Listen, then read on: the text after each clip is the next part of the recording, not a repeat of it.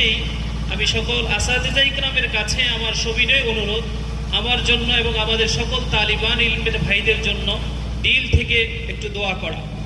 দ্বিতীয় নম্বর, যে সমস্ত শিক্ষানবিশ তালিবান ইলম ভাইরা এখানে আছেন, সকলের কাছে আমার একটাই আবদার, একটাই কথা, একটাই নসিহাত, সেটা হলো আমি আমাকে যোগ্য করে তোলা।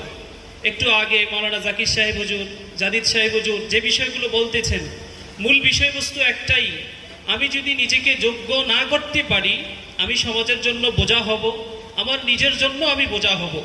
এজন্য এখনই আমার সেই যোগ্যতা গড়ার মূল সময়।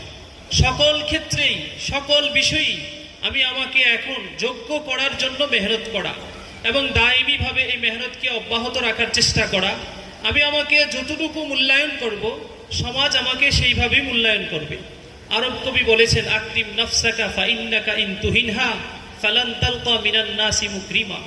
তুমি নিজেকে সম্মানিত করো, নিজেকে আগে নিজে সম্মান দেওয়ার চেষ্টা করো। নিজের মূল্যায়ন যদি তোমার নিজের কাছে না থাকে, বিশ্বের কেউ তোমাকে মূল্যায়ন করতে পারবে না। এজন্য আমরা প্রত্যেকেই সম্ভাবনাময় একটা অবস্থায় আছি।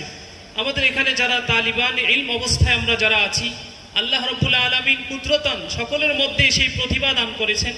আমি যদি আমার সেই প্রতিভাকে ব্যবহার করে নিজের যোগ্যতাকে বিকশিত করতে পারি, ইনশাআল্লাহ আশা করা যায় ভবিষ্যৎ জীবন আমার জন্য আলোকময় হবে। আমি সমাজের জন্য, নিজের জন্য বোঝা হব না। আর যদি আমি এখন সেই যোগ্যতার মেহনতটা অর্জন না করি, আল্লাহ না করুন, ভবিষ্যতে আমি আমার নিজের জন্য, সমাজের জন্য বোঝা হব। এই বোঝা থেকে মুক্তির প্রথম পথই হলো আমি আমার নিজেকে যোগ্য করার জন্য মেহনত করা। বিশেষ করে সেই সমস্ত তালিবান ইলম ভাই যারা এখনো শিক্ষাকালীন অবস্থায় আমরা আছি, এজন্য আমি তাদের প্রতি আবারও বলবো, অন্তত আপনারা নিজের প্রতি সদয় হয়ে নিজেকে যোগ্য করার চেষ্টা করেন। এক কবি সুন্দর বলেছেন, আপনি মন মে ডুবকর পা যা সুরাগে জিন্দেগি তো আগার মেরা বনতা না বন আপনা তো বন।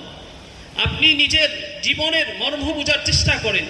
ওস্তাদদের জন্য আপনি নিবেদিত না হতে পারলেও আপনার যে একটা ভবিষ্যৎ আছে, আপনার নিজের যে একটা জীবন আছে, একটাই কথা যে আমার জীবন, আমার জীবনের ক্ষেত্রে কারোর সাথে কোনো আপোষ নাই। আমার এই জীবনকে আমি যদি গড়তে পারি, তাহলে দেখবেন সমাজ, জাতি সবাই আমাকে মূল্যায়ন করবে, সবাই আমাকে কাছে টানবে। আর যদি আমি আমাকে সেইভাবে গড়াতে না পারি, আমি অনেক কৌশল করেই আমি কারো কাছ থেকে কোনো মূল্যায়ন পাবো না। এজন্য প্রথম নসিহা এটাই যে আমরা সকলেই নিজেকে সার্বিকভাবে যোগ্য করার জন্য মেহনত করি।